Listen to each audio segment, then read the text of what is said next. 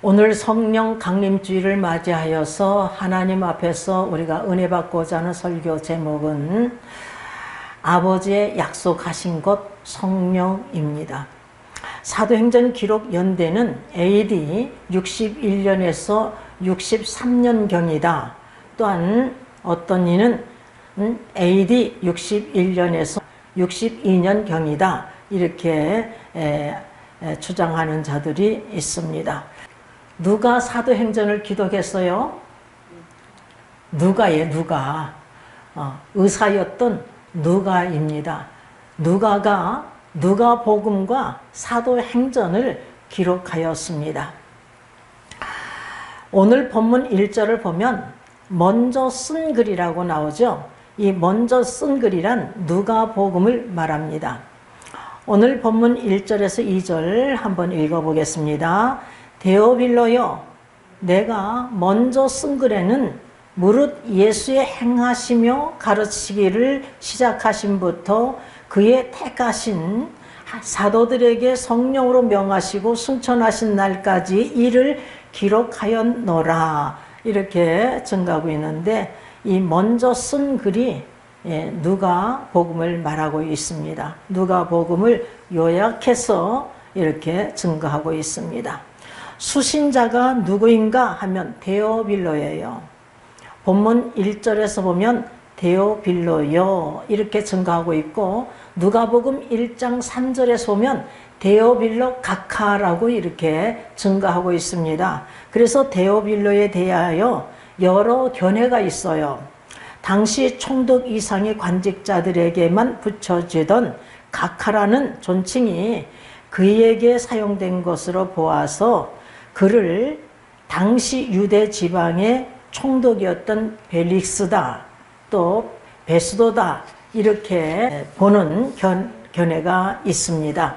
또 이 이름의 어원이 하나님의 사랑, 데오필로스이므로 이는 하나님의 사랑을 하는 자 혹은 하나님의 친구라고 해서 모든 성도들을 가리킨다고 보는 견해가 있습니다. 그러나 불특정 다수에게 각하라는 존칭이 부여될 수 없다는 점에서 신빙성이 없다 이렇게 주석에서 읽어볼 수가 있었어요. 그러나 이때 당시에 그 초대교인들이 많은 핍박을 받았기 때문에 그 편지를 쓸 때에 데오빌로라는 그 이름을 사용한 것 같아요. 데오빌로는 하나님의 사랑을 받는 자 이런 뜻을 갖고 있기 때문에 모든 성도들을 뜻한다 이렇게 봐도 좋습니다. 본문 3절에서 해 받으신 후에란 예수님께서 십자가에 못 박혀 죽으시고 3일 만에 부활하신 후를 가리키고 있는 것입니다. 여러분, 왜 예수님께서 해를 받으셨습니까? 왜 예수님께서 십자가에 못 박혀 죽으셨어요? 네, 우리의 죄를 대속하기 위해서인 것입니다. 예수 그리스도께서 하나님 아들이시기 때문에 완전한 신이셔요. 그러나 또 마리아, 동정녀 마리아의 몸에서 태어나셨기 때문에 완전한 인간이십니다. 그러니까 우리 주님은 완전한 신이지만 완전한 인간의 몸으로 이 세상에 오셨어요. 그것을 우리는 믿어야 될 줄 믿습니다. 이때 당시의 유대인들은요, 믿지 못했어요. 예수 그리스도는 마리아의 아들이다. 목수 요셉의 아들이다. 목수가 아니냐? 그의 동생들 우리하고 함께 있지 않냐? 이렇게 사람을만 봤던 것입니다. 그래서 예수님께서 하나님을 향해서 내 아버지 하니까 신성모독죄로 걸려서 십자가에 못 박아 죽이게 된 것입니다. 예수님은 완전한 신이지만 완전한 인간의 몸으로 오셨기 때문에 십자가의 고난을 생각하시면서 마태복음 26장 37절을 보면 고민하고 슬퍼하셨어요. 마태복음 26장 38절에 보면 내 마음이 심히 고민하여 죽게 되었으니 너희는 여기 머물러 나와 함께 깨어 있으라 이렇게 당부하고 계심을 볼 수가 있고요. 또한 히브리서 5장 7절에서 보면은 심한 통곡과 눈물로 간구와 소원을 올렸다고 이렇게 증거하고 있습니다. 예수님의 기도의 제목이 무엇입니까? 겟세마네 동산에서 예수님의 기도의 제목은 내 아버지여 할만하시거든 이 잔을 나에게서 지나가게 하여 주시옵소서. 그러나 나의 원대로 마옵시고 아버지의 원대로 하옵소서. 이 기도를 3번씩이나 우리 주님께서 하셨어요. 이렇게 간절히 하나님께 기도를 드렸습니다. 그런데 아버지의 뜻이 예수 그리스도께서 인류의 죄를 대속하기 위해서 십자가에 못 박혀 죽는 것이 아버지의 뜻이기 때문에 예수님께서 자기 뜻을 버리시고 아버지의 뜻대로 십자가에 못 박혀 죽으셨어요. 화목 제물이 되어주셨습니다. 희생의 양이 되어주셨어요. 여러분, 세례 요한이 예수님을 향해서 세상 죄를 지고 가는 어린 양이로다 이렇게 증거하고 있는 것을 볼 수가 있습니다. 그래서 우리 주님께서 십자가상에서 희생의 양이 되어주셨기에 화목 제물이 되어주셨기에 그 보혈의 피의 공로로 인하여서 우리가 죄 사함의 은총을 받게 되는 거예요. 죄를 깨끗하게 씻음을 받게 되는 것입니다. 본문 3절을 우리가 다 같이 읽어보겠습니다. 다시 한번 읽어보겠어요. 해받으신 후에 또한 저희에게 확실한 많은 증거로 친히 사심을 나타내사 40일 동안 저희에게 보이시며 하나님 나라의 일을 말씀하시니라.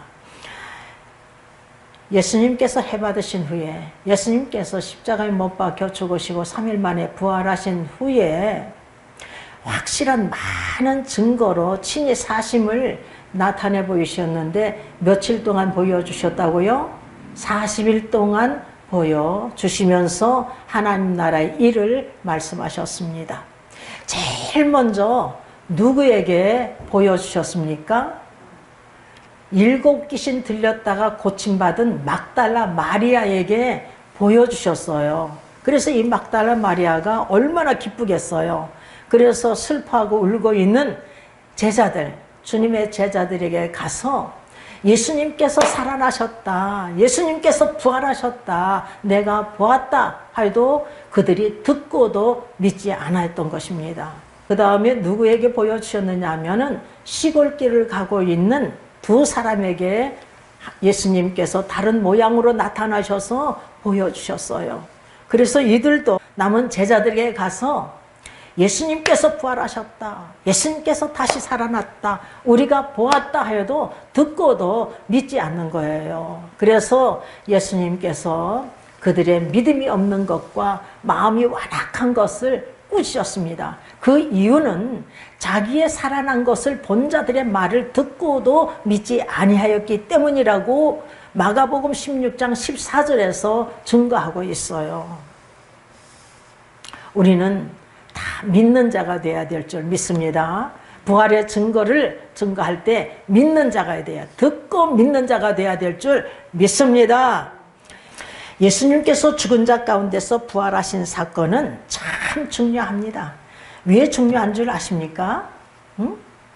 예수님께서 부활하셨기 때문에 우리 죽은 자의 부활 사건이 일어나는 거예요. 현재적으로는 영적으로 죽은 자가 살아나 에베소 2장 1절에 너희 허물과 죄로 죽었던 너희를 살리셨도다 이렇게 말씀하고 있잖아요. 우리 죽은 영혼이 살아나요.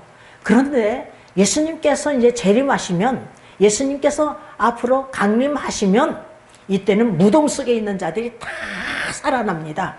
이것을 우리가 믿어야 돼요. 예수님께서 요한복음 5장 29절에서 선한 일을 행한 자는 생명의 부활로, 악을 행한 자는 심판의 부활로 일어날 것을 말씀하셨어요.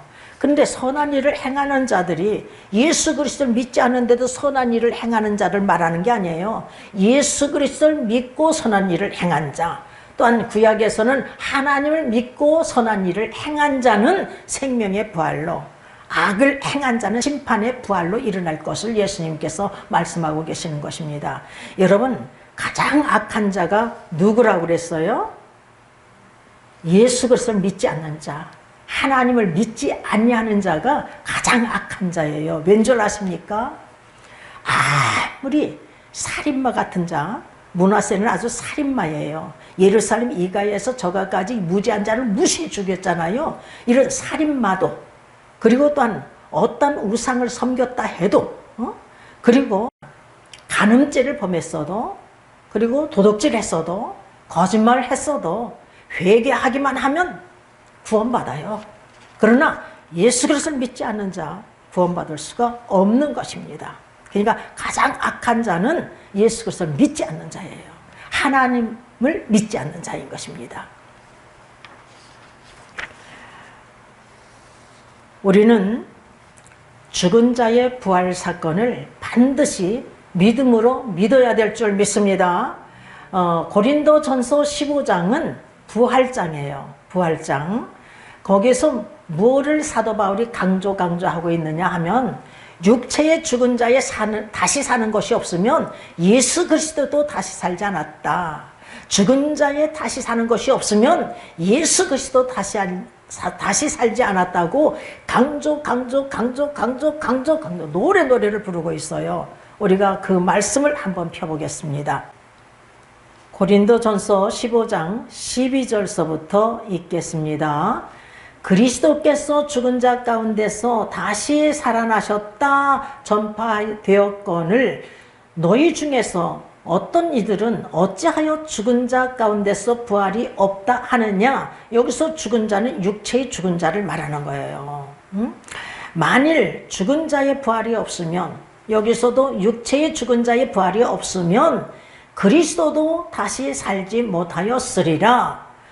그리고 14절, 그리스도께서 만일 다시 살지 못하셨으면 우리의 전파하는 것도 헛것이요 또 너희 믿음도 헛것이며 또 우리가 하나님의 거짓 증인으로 발견되리니 우리가 하나님이 그리스도를 다시 살리셨다 증거하였음이라. 만일 죽은 자가 다시 사는 것이 없으면, 육체의 죽은 자가 다시 사는 것이 없으면 하나님이 그리스도를 다시 살리시지 아니하셨으리라. 만일 죽은 자가 다시 사는 것이 없으면, 만일 육체의 죽은 자가 다시 사는 것이 없으면 그리스도도 다시 사신 것이 없었을 터이요. 그리스도께서 다시 사신 것이 없으면 너희의 믿음도 헛되고 너희가 여전히 죄 가운데 있을 것이요 또한 그리스도 안에서 잠자는 자도 망하였으리니. 천국에 못 가니까 망했다. 만일 그리스도 안에서 우리의 바라는 것이 다만 이 생뿐이면 모든 사람 가운데서 우리가 더욱 불쌍한 자리라. 이렇게 증가하고 있습니다. 모든 사람 가운데 가장 불쌍한 자. 왜 불쌍한 자냐? 지금 예수님 때문에 고난도 받고 핍박도 받고 그러잖아요. 그러니까 모든 사람 가운데 우리가 더욱 불쌍한 자라는 거예요. 그러나 이제 그리스도께서 죽은 자 가운데서 다시 살아 잠자는 자들의 첫 열매가 되셨도다. 이렇게 증가하고 있으며, 예수님께서 죽은 자 가운데서 다시 살아나서 잠자는 자들의 첫 열매가 되었대. 그러니까 우리가 죽은 자의 부활이 있을 것을 말하고 계십니다. 우리 주님께서 첫 열매를 맺으셨기 때문에 우리가 죽은 자들이 부활 사건이 일어나는 것입니다. 이렇게 육체의 죽은 자의 부활이 없으면, 육체의 죽은 자의 다시 사는 것이 없으면 예수 그리스도도 부활하지 않았다. 예수 그리스도께서 다시 살지 않았다. 이렇게 강조하고 있다는 사실을 우리가 명심하고 죽은 자의 부활 사건에 대해서 우리가 믿는 자가 되시기를 주님의 이름으로 축원합니다. 우리는 믿음으로 믿어야 되는 거예요. 아이, 흙으로 됐는데, 먼지가 됐는데, 어떻게 살아나? 이러면 안 돼요. 주의 종이 그렇게 말하는 주의 종이 있더라고요. 이걸 영적으로 풀어야지. 그러나 우리는 반드시 죽은 자의 부활 사건이 있음을 믿어야 될 줄 믿습니다. 이 거대한 우주 만물을 누가 창조했어요? 하나님께서 창조하셨어요. 말씀으로. 그 하나님께서 못하실 것이 무엇이 있겠어요? 본문 4절을 다 같이 읽어보겠습니다. 사도와 같이 모이사 저희에게 분부하여 가라사대 예루살렘을 떠나지 말고 내게 들은 바 아버지의 약속하신 것을 기다리라. 이렇게 예수님께서 말씀하고 계심을 볼 수가 있습니다. 내게 들은 바, 내게 들은 바. 예수님께서는 이미 제자들에게 성령을 보내주실 것을 약속하셨어요. 내가 떠나는 것이 유익이다. 내가 떠나면 성령을 너에게 보내주겠다 하고 이렇게 약속하고 계심을 볼 수가 있습니다. 그래서 내게 들은 바는 요한복음 15장 26절에서 보면은 내가 아버지께로서 너희에게 보낼 보혜사, 보혜사가 성령을 뜻합니다. 보혜사 곧 아버지께로서 나오시는 진리의 성령이 오실 때에 그가 성령이 나를 증거하실 것이요. 이렇게 증거하고 계시고요. 요한복음 16장 7절을 보겠습니다. 그러하나 내가 너희에게 실상을 말하노니 내가 떠나가는 것이 너희에게 유익이라. 내가 떠나가지 아니하면 보혜사가 너희에게로 오시지 아니할 것이요 가면 내가 그를 너희에게로 보내리니. 그리고 13절을 읽어보겠습니다. 그러하나 진리의 성령이 오시면 그가 너희를 모든 진리 가운데로 인도하시리니 그가 자의로 말하지 않고 오직 듣는 것을 말하시며 장래 일을 너희에게 알리시리라. 이렇게 말씀하고 계셔요.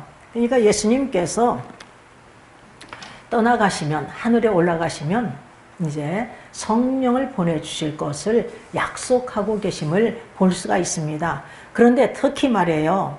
이 요한복음 16장 7절에서 내가 떠나가면 너희에게 유익이라. 내가 떠나가지 아니하면 보혜사가 성령이 너희에게 오시지 아니할 것이요 가면 내가 그를 성령을 너희에게로 보내리니. 이렇게 말씀하시므로 예수님께서 계실 때에, 이 세상 계실 때에 성령께서 역사하지 아니하셨나 이렇게 생각할 수가 있어요. 그러나 성령께서 그때 당시에도 역사하셨어요. 보면은 성령이 마리아에게 임하셨음을 볼 수가 있습니다. 누가복음 1장 35절을 보면은 천사가 대답하여 가로되 성령이 내게 임하시고 지극히 높으신 이의 능력이 너를 덮으시리니. 이렇게 증가하고 있고요. 엘리사벳이 성령의 충만함을 받았음을 볼 수가 있어요. 누가복음 1장 41절을 보면 엘리사벳이 마리안함을 들음에 아이가 복중에서 뛰노는지라. 엘리사벳이 성령의 충만함을 입어, 성령의 충만함을 입어, 엘리사벳이 성령의 충만함을 입었어요. 그리고 세례 요한 부친이 사가랴가 성령의 충만함을 입었습니다. 누가복음 1장 67절에서 보면은 그 부친 사가랴가 성령의 충만함을 입어 예언하여. 이렇게 증가하고 있어요. 그러니까 예수님 당시에도 성령의 역사는 있었고요. 성령의 역사가 있었고 또한 구약에서도 성령의 역사가 있었던 것입니다. 창세기 1장 2절을 보면은 하나님의 신이 수면에 운행하니라. 이렇게 말씀하고 있고요. 그리고 신명기 34장 몇 군데만 찾아볼 거예요. 신명기 34장 9절에서 보면은 모세가 눈의 아들 여호수아에게 안수하였으므로 그에게 지혜의 신이 충만하니. 이렇게 증가하고 있어요. 지혜의 신, 성령이 충만하였다고 이렇게 말씀하고 있어요. 그리고 사무엘상 16장 14절에 보면 여호와의 신이 사울에게서 떠나고, 여호와의 신, 성령을 말하는 거예요. 성령이 사울에게서 떠나고 여호와의 부리신 악신이 그를 번뇌케 한지라, 이렇게 증가하고 있습니다. 여호와의 신이, 성령이 떠나고 하나님께서 부리신 악신을 그 속에 집어넣었다는 거예요. 누가? 하나님께서. 그리고 다윗이 이렇게 고백을 하고 있어요. 시편 51편 11절 말씀입니다. 나를 주 앞에서 쫓아내지 마시며 주의 성신을 내게서 거두지 마소서. 이 다윗이 이렇게 고백을 하고 있어요. 주의 성신을 내게서 거두지 마소서, 이렇게 다윗이 고백을 하고 있습니다.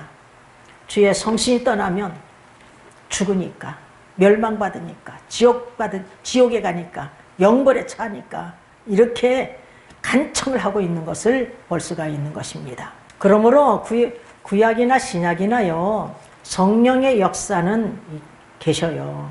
그런데 우리 주님께서 신약에서 오심으로 구원의 문이 활짝 열린 거예요. 활짝.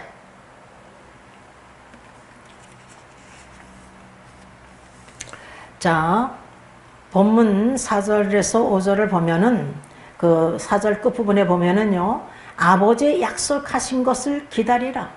예루살렘을 떠나지 말고 내게 들은 바 아버지의 약속하신 것을 기다리라. 요한은 물로 세례를 베풀었으나 너희는 몇 날이 못되어 성령으로 세례를 받으리라 하셨느니라. 여러분, 세례 요한은 물로 세례를 주었습니다. 그러니까 물 세례는 목사가 줄 수가 있어요. 그러나 성령 세례는 목사가 줄 수가 없어요. 하나님께서 친히 주시는 것입니다. 성령은 선물이에요.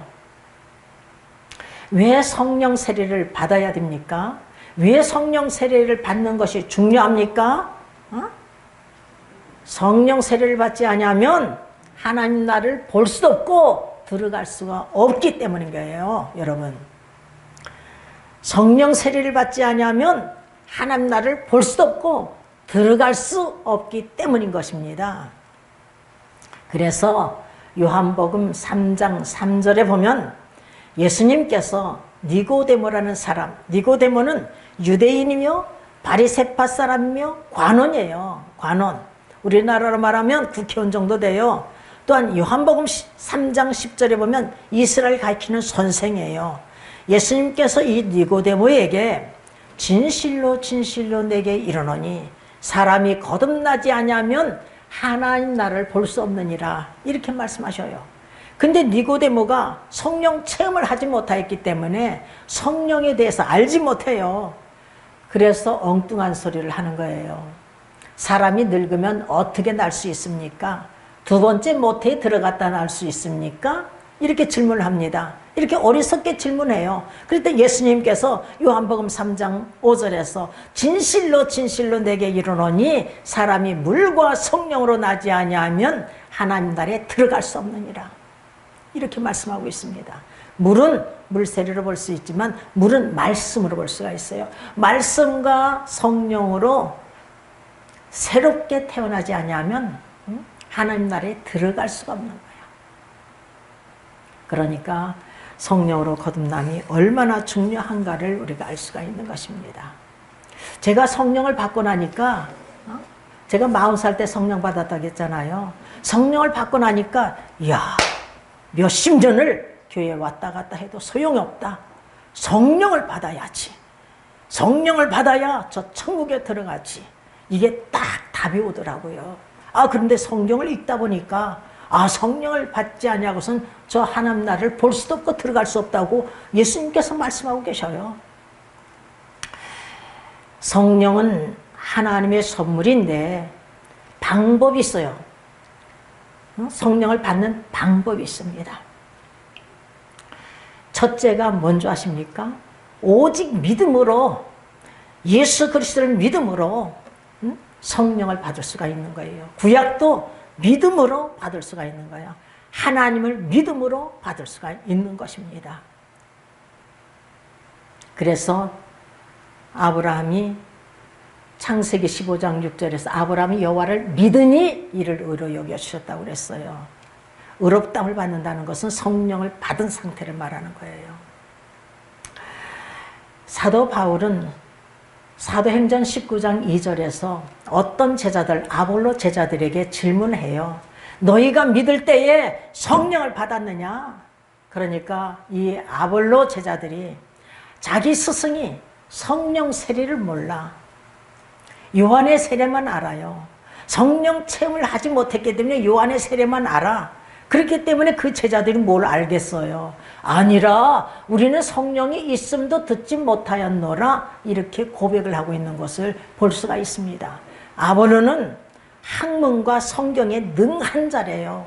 그래서 일찍 주의 도를 배워서 예수에 관한 것을 자세히 말하며 가르치나 요한의 세례만 알따름이래. 사도행전 18장 24절에서 25절에 이렇게 증가하고 있습니다. 그러니 회당에서 아무리 강하고 담대하게 증가하면 못하겠어요. 머리에 지식적으로 밖에 못 가르쳐요. 성령을 받지 않고 가르치면 머리에 지식적으로 밖에 못 가르쳐요. 그러니까 브리스길라와 아굴라가 부부인데 이 아볼로를 데려다가 자세히 하나님의 도를 풀어서 가르쳐요. 그런데 아볼로가 교만 떨지 않고 야 내가 이스라엘을 가리키는 선생이야. 그런데 왜 너희들이 나를 가리키려고 그래? 이렇게 하지 않고 아무 소리 않고 배워요. 그래가지고 훌륭한 사역자가 되었어요. 아가야로 건너가서 모든 믿는 자에게 유익을 주었고 예수가 그리스도이심을 증거함으로 이 유대인의 말을 이길 정도로 훌륭한 사역자가 되었음을 우리가 볼 수가 있는 것입니다. 이 믿음이 어떻게 생기느냐 말이에요. 믿음은 들음에서 나고 들음은 그리스도의 말씀으로 말미암았느니라. 로마서 10장 17절 말씀입니다. 그리스도의 말씀, 하나님 말씀, 성경 말씀을 들을 때에 믿음이 생기는 거예요. 세상 말을 아무리 들어도 철학적인 말, 과학적인 말, 그 어떤 역사적인 말을 들어도 믿음은 안 생겨. 그리스도의 말씀, 하나님 말씀, 성경 말씀을 들을 때에 믿음이 생기는 것입니다. 우리가 하나님 말씀을 받을 때에 어떻게 받으라고 그랬어요? 누구처럼? 데살로니가 교인들처럼 말씀을 받아야 돼요. 바울 일행이 쉬지 않고 감사하는 것이 있었습니다. 그것은 바울 일행이 전하는 하나님 말씀을 받을 때에 하나님 말씀을 전하는 거예요. 하나님 말씀을 받을 때에 사람의 말로 하냐고 하나님 말씀으로 받았더니 말씀이 믿는 자 속에서 역사가 일어났어요. 어디에 기록되어 있다고 그랬어요? 우리 성림교회 교인들은 몰라서는 안 돼요. 어디에 기록되어 있죠? 데살로니전서 2장 13절에 기록이 되어 있어요. 이러므로 우리가 하나님께 쉬지 않고 감사함은 너희가 우리에게 들은 바 하나님의 말씀을 받을 때에 사람의 말로 아니하고 하나님의 말씀으로 받음이니 진실로 그러하다. 이 말씀이 또한 너희 믿는 자 속에서 역사하느니라. 이렇게 말씀하고 있어요. 제가 이 말씀을 읽을 때에 나는 어떡하지? 나는 말재주가 없어서 살 수 없는데 어떻게 하면 좋아? 하고 읽을 때에 하나님께서 네가 똑똑해서 내가 말을 하느냐? 내가 내 입을 빌려 역사하마? 이렇게 말씀했던 이 말씀이에요.